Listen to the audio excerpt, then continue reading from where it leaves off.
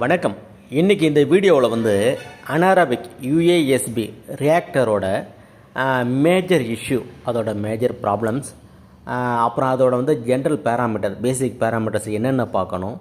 அதுக்கப்புறம் வந்து ஒரு இஷ்யூஸ் வரும்போது, அதாவது நல்ல கிரானிவல்ஸ், ஹெல்த்தி கிரானிவல்ஸ் ஃபார்ம் ஆகலை, மீத்தன் கேஸ் வந்து ப்ரொடியூஸ் ஆகலை, டிசைன் என்ன பண்ணுமோ டிசைன் ஃப்ளோ வந்து வரலை, அப்புறம் சிஓடி ரிடக்ஷன் வந்து ரொம்ப கம்மியாக இருக்குது அப்படின்னு இந்த இஷ்யூஸ் வந்து நிறைய இந்த இதுதான் காமனாக இருக்கிற இஷ்யூஸ் அனாரபிக் ரியாக்டரில். மெயினாக நம்ம கிரானுவல்ஸ் வந்து பார்த்தோம்னா அந்த கிரானுவல்ஸ் ஃபார்மேஷன் தான் வந்து இந்த மொத்தத்தையும் வந்து டிசைட் பண்ணுது. ஜென்ரலாக உங்களுக்கு வந்து அனாரபிக் ரியாக்டரில் வந்து பார்த்திங்கன்னா ஒரு 4 ஆக்ஷன் நடக்கும். பயாலஜிக்கல் ஆக்ஷன் பார்த்திங்கன்னா ரொம்ப 4 ஆக்ஷன்ஸ் நடக்கும். இப்போ பெரும்பாலும் நம்ம வந்து இந்த அனாரபிக் ரியாக்டரை வந்து சூஸ் பண்ணுறதுக்கு காரணம் என்னென்னாக்கா, ரொம்ப ஹை சிஓடி, அதாவது காம்ப்ளெக்ஸ் சிஓடி இருக்குல்ல. இப்போ ஏரோபிக் டேங்கில் வந்து ஒரு லிமிட்டெட் சிஓடி தான் நம்ம ட்ரீட் பண்ண முடியும். அப்படி இல்லைனா நம்ம ஏரேஷன் டேங்க் வந்து ரொம்ப பெருசாக பண்ணிகிட்டே போகணும், ரொட்டேஷன் டைம் நிறைய வேணும். அதனால் அவ்வளோ பெருசு பண்ண முடியாதுன்றால் நம்ம என்ன பண்ணுறோம், ஹை சிஓடி, ஃபார் எக்ஸாம்பிள் வந்து ஒரு 5000 3000 மேலே உள்ள சிஓடிக்கு என்ன பண்ணுறோம், அனாரபிக் ரியாக்டர் போட்டு அந்த அனாரபிக் ரியாக்டரில் வந்து ஒரு 70 to 80%, 85% வந்து சிஓடி ஆர்கானிக்லோட அங்கே வந்து ரிடக்ஷன் பண்ணிவிட்டு அதன் பிறகு அந்த ட்ரீட்டட் வாட்டரை ஏரோபிக் கொடுக்குறோம்.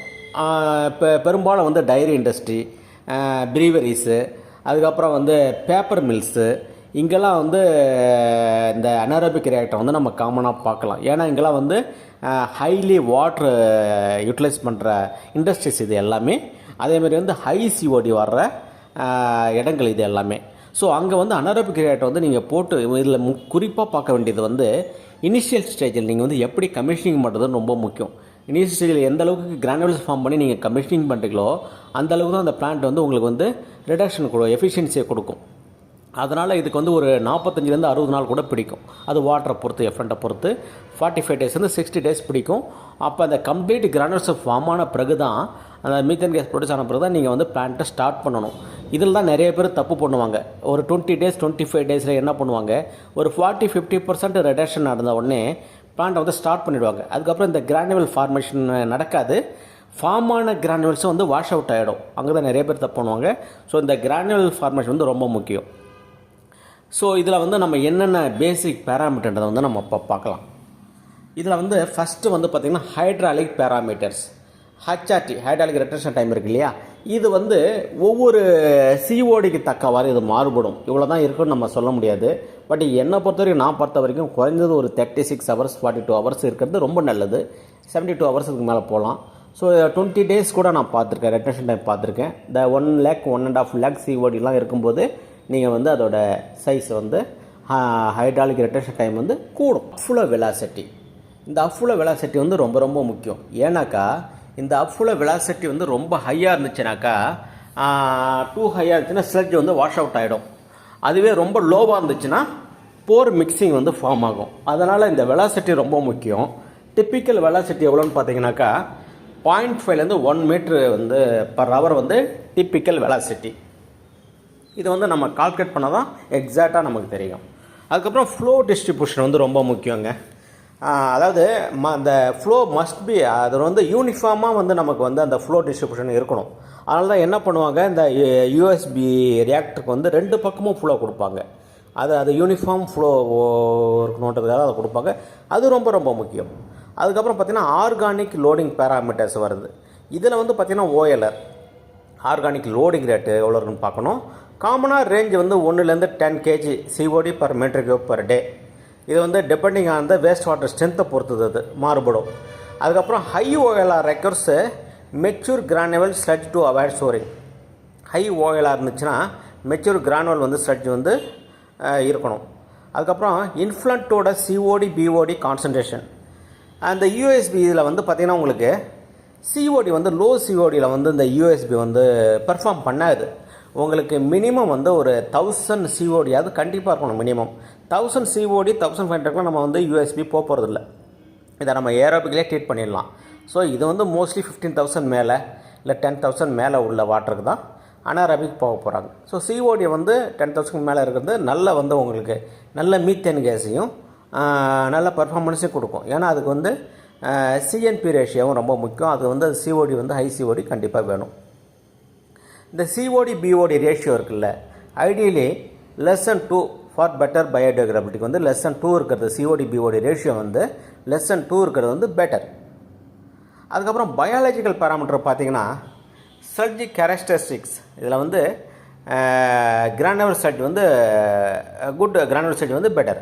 பிஹெச் ரேஞ்சு பார்த்தீங்கன்னாக்கா ஆப்டிமம் பிஹெச் வந்து 6.8 to 7.5 இருக்கணும். அசிடிகேஷன் வந்து பெலோ பிஹெச் வந்து 6.5 மினிமம் இருக்கணும். அது வந்து 6.5க்கு இருந்து அது கீழே இருந்துச்சுன்னா அது வந்து என்ன பண்ணும், மெத்தஜனஸை வந்து இன்ஹிபிட் பண்ணும். மெத்தஜனஸ் பாக்டீரியா ப்ரொடக்ஷனை வந்து குறைக்கும். டெம்பரேச்சர் பார்த்தீங்கன்னா உங்களுக்கு வந்து மெசோஃபிலிக் டெம்பரேச்சர் வந்து ரேஞ்ச் வந்து 30 to 38 டிகிரி. இது வந்து காமனாக. தெர்மோஃபிலிக் ரேஞ்ச் இருக்குல்ல, அது வந்து 50 to 55 டிகிரி. அல்காரிட்டி ரொம்ப ரொம்ப இம்பார்ட்டன்ட். அல்காரிட்டி வந்து should be less than 1000 milligram per liter as CaCO3 to buffer against pH drops. இது வந்து இருக்கணும். 1000 வந்து less than 1000 மில்லிகிராம் வந்து இருக்கும். அதுக்கப்புறம் வந்து VFA volatile fatty acids வந்து ஸ்டே 200 இருக்கணும். 200 மில்லிகிராம் பர் லிட்டர் வந்து இருக்கும். பர்ஃபார்மன்ஸ் இண்டிகேட்டர் வந்து பார்க்கணுங்க. இந்த சிஓடி ரிமூவல் எஃபிஷியன்சி இருக்குல்ல, அது வந்து 65லேருந்து 85% இருக்கணும். Sometimes less than 90%. With mature sludge இருந்துச்சுன்னா உங்களுக்கு வந்து less than 90% கிடைக்கும். பிஓடி ரிமூவல் எஃபிஷியன்சி வந்து 70லேருந்து 90% இருக்கலாம். அது வந்து வாட்டருக்கு தகுந்த மாதிரி வேறுபடும். அதேமாதிரி பயோகேஸ் ப்ரொடக்ஷன் இருக்குல்ல, இது வந்து 0.3லேருந்து 0.35 metre cube CH4 per kg COD removed. இந்த அளவுக்கு நமக்கு கிடைக்கணும் பயோகேஸ் ப்ரொடக்ஷன். ஸ்லட்ஜ் ப்ரொடக்ஷன் வந்து 0.1, அதாவது இது வந்து ரொம்ப கம்மியாக தான் இருக்கும். ஏரோபிக் அளவுக்கு ஸ்லட்ஜ் இதில் வராது. ஃபுல்லாகவே டீக்ரேட் ஆகிடும். இதில் வந்து அனாரோபிக்கில் டீக்ரேட் ஆகிடும். அதனால் வந்து 0.1 kg ஸ்லட்ஜ் பர் kg CODக்கு அவ்வளோதான் கிடைக்கும். 0.1 kg தான் கிடைக்கும். அதுக்கப்புறம் வந்து ஆப்ரேஷனல் மானிட்டரிங் பேராமீட்டர்ஸ் வந்து ரொம்ப முக்கியம். நீங்கள் வந்து ஆப்ரேஷன் பண்ணும்போது எதெல்லாம் மானிட்டர் பண்ணுன்றது வந்து ரொம்ப முக்கியம். இதில் வந்து கேஸ் ப்ரொடக்ஷன் டேட்டா வந்து நீங்கள் பார்க்கணும். CH4% அண்ட் CO2 4% வந்து நீங்கள் பார்க்கணும். அதுக்கப்புறம் ஸ்லட்ஜ் பிளாங்கெட் ஹைட், அதை வந்து நீங்கள் பார்க்கணும். கிரானுலேட்ஸ் எந்த அளவுக்கு இருக்குது, எந்த ஹைட் இருக்குது, எவ்வளோ ஹைட் இருக்குது அதையும் பார்க்கணும், மானிட்டர் பண்ணணும். அதுக்கப்புறம் எஃப்ளண்ட் சஸ்பெண்டட் சாலிட்ஸ் வந்து எவ்வளோ இருக்குன்னு பார்க்கணும். அதுக்கப்புறம் சல்ஃபைடு H2SO, இதுதான் வந்து to control odour and avoid toxicity, இதையும் பார்க்கணும். ரொம்ப H2SO சல்ஃபேட் இருந்துச்சுன்னா உங்களுக்கு ஓடோரும் டாக்ஸிட்டி அதிகமாகிடும் எஃப்ளண்ட். அதுக்கப்புறம் வந்து உங்களுக்கு வந்து ட்ரீட்மெண்ட்டில் வந்து key treated effluent parameters for USB பார்த்தீங்கன்னாக்கா ஆர்கானிக் மேட்டர் ரிமூவல், சிஓடி. இந்த வந்து சிஓடி எந்தளவுக்கு நமக்கு வந்து ரிடக்ஷன் நடக்குதுன்னு பார்க்கணும். டிப்பிக்கல் யூஎஸ்பி எஃப்ளண்ட் டார்கெட் வந்து 100 to 500 milligram depending on the influent and loading, அது இருக்கணும். ரிமூவல் எஃபிஷியன்சி உங்களுக்கு 65 to 85%, அது வந்து வெல் ரன்னிங் பிளான்ட்டில் கிடைக்கும். பிஓடி பார்த்தீங்கன்னா measures biodegradable fraction. Typical USB effluent target வந்து 50 to 200 milligram per litre. Removal efficiency வந்து 70 to 90%. Often polishing is required aerobic or post treatment to meet strict discharge norms less than 30 milligram per litre. அப்புறம் solid content எவ்வளோ இருக்குன்னு பார்த்தீங்கன்னா இந்த TSS should be less than 100 milligram per litre or lower depending on the local norms. Okay. அப்புறம் granular sludge sometimes வந்து escape ஆகும், require clarifier or filter post treatment, அது வேணும். BSS volatile suspended solids, இது வந்து indication for the organic fraction of the solid in the effluent. Lower is better, லோயராக இருக்கிறது better. PH அல்கானிட்டி எஃப்ளண்ட் வந்து பிஹெச் வந்து 6.8 to 7.5 இருக்கணும். இது வந்து ஹெல்த்தி அனாரோபிக் டைஜஸ்டருக்கு. Alkalinity should be less than 500 milligram per litre CaCO3 இருக்கணும். இது வந்து டு பஃபர் டவுன் ஸ்ட்ரீம் ட்ரீட்மெண்ட்டுக்கு.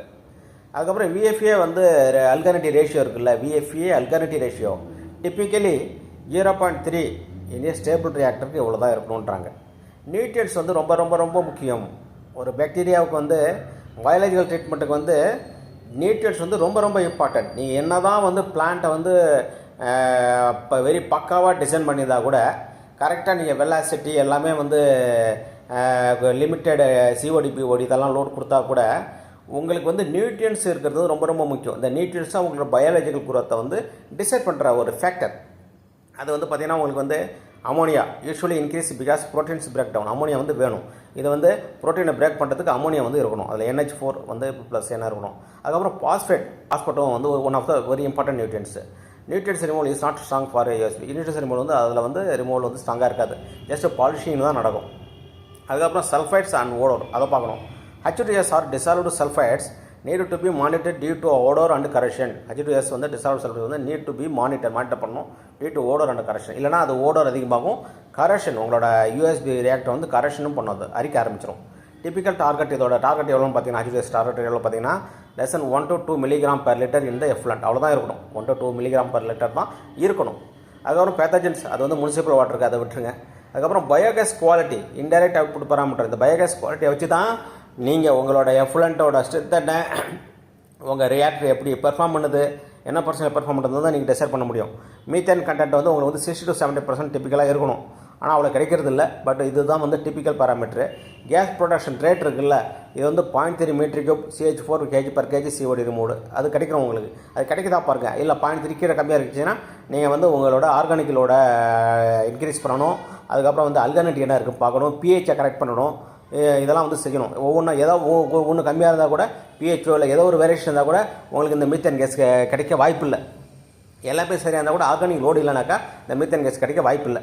நாங்கள் வந்து இந்த டெக்ஸ் மைக்ரோ கிளீன் ப்ராடக்ட் பிஹால்ஃப் வந்து நாங்கள் இந்த அனாரோபிக் ரியாக்டரை வந்து இஷ்யூ உள்ள அனாரோபிக் ரியாக்டர் இருந்துச்சுனாக்கா அதை வந்து க்ளோஸராக மானிட்டர் பண்ணி 1 week 2 weeks அதை மானிட்டர் பண்ணுறோம். மானிட்டர் பண்ணிட்டு பேசிக் பேராமீட்டர் எல்லாத்தையும் அனலைஸ் பண்ணிவிட்டு என்னென்ன வேணும், ஏன் இந்த ரியாக்டர் வந்து டவுனாக இருக்குது, ஏன் வந்து ட்ரீட்மெண்ட் எஃபிஷியன்சி வந்து ரொம்ப கம்மியாக இருக்குது, ஏன் கேஸ் ஃப்ளோ ரொம்ப கம்மியாக இருக்குது, ஏன் கிரானுல்ஸ் ஃபார்ம் ஆகலை அப்படின்ட்டு என்ன பண்ணுறோம், பேசிக் அத்தனை பேராமீட்டரையும் செக் பண்ணுறோம். 1 by 1 செக் பண்ணுறோம். செக் பண்ணிவிட்டு அதில் எது வந்து டிஃபிஷியன்சி இருக்குதுன்னு கண்டுபிடிச்சிட்டு அந்த டிஃபிஷியன்சி வந்து ஷார்ட் அவுட் பண்ணுறோம். அதுக்கு வந்து எங்களுக்கு வந்து 52 to 30 days ஆகும் ஒரு ரியாக்டருக்கு. கிட்டத்தட்ட ஒரு 5000 மீட்டர் கியூப் உள்ள ரியாக்டருக்கு வந்து எங்களுக்கு 15 to 30 days ஆகலாம் அந்த கேஸை வந்து ரிட்டைன் பண்ணுறதுக்கு. ஸோ இந்த சொல்யூஷனை வந்து நாங்கள் கொடுத்துட்ருக்கோம். ஸோ எங்களோட கான்டாக்ட் நம்பர் இதெல்லாம் கொடுக்குறேன். அனாரோபிக் இஷ்யூ உள்ளவங்க எனக்கு கால் பண்ணலாம். நீங்கள் வந்து அந்த பேராமீட்டர்லாம் கொடுத்தீங்கன்னா நான் வந்து எங்களோட அட்வைஸ் கொடுக்க முடியும். சேம் டைம் வந்து நாங்கள் அதுக்கான வந்து மைக்ரோப்ஸும் மைக்ரோ நியூட்ரியன்ஸும் மேனுஃபேக்சரிங் பண்ணுறோம். இதுக்கு வந்து அனாரோபிக் ரியாக்டரை பொறுத்த வரைக்கும் மைக்ரோப்ஸை விட எடுத்தோடனே மைக்ரோப்ஸ் கொடுக்க மாட்டோம். மைக்ரோ நியூட்ரியன்ஸ் ரொம்ப ரொம்ப முக்கியம். அந்த மைக்ரோ நியூட்ரியன்ஸோட ஒவ்வொரு எஃப்ளண்ட்டுக்கும் ஒவ்வொரு ரியாக்டருக்கும் அந்த பர்சன்டேஜ் வந்து ஃபார்முலேஷன் பர்சன்டேஜ் வந்து வேறுபடும். ஸோ அதனால் எல்லா ரியாக்டருக்கும் ஒரே மைக்ரோ நியூட்ரியன் நம்ம கொடுக்கக்கூடாது. அதேமாதிரி வந்து யூரியா டிஐபி சில பேர் கூட்டுவாங்க, கிலோவாக கொட்டுவாங்க. அதுவும் வந்து கரெக்ட் கிடையாது.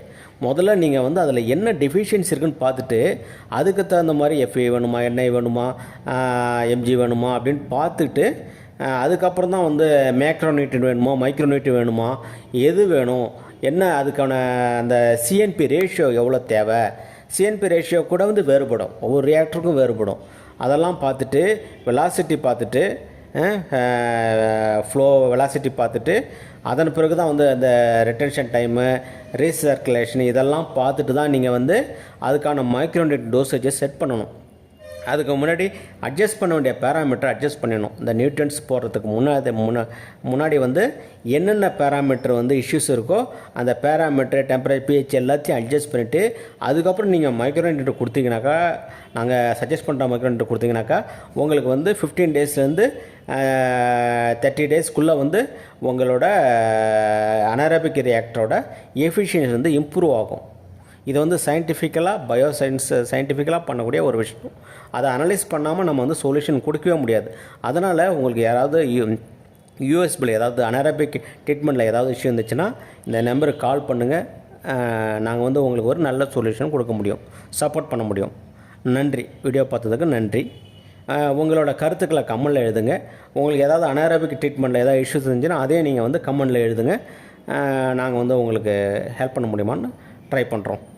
நன்றி, வணக்கம்.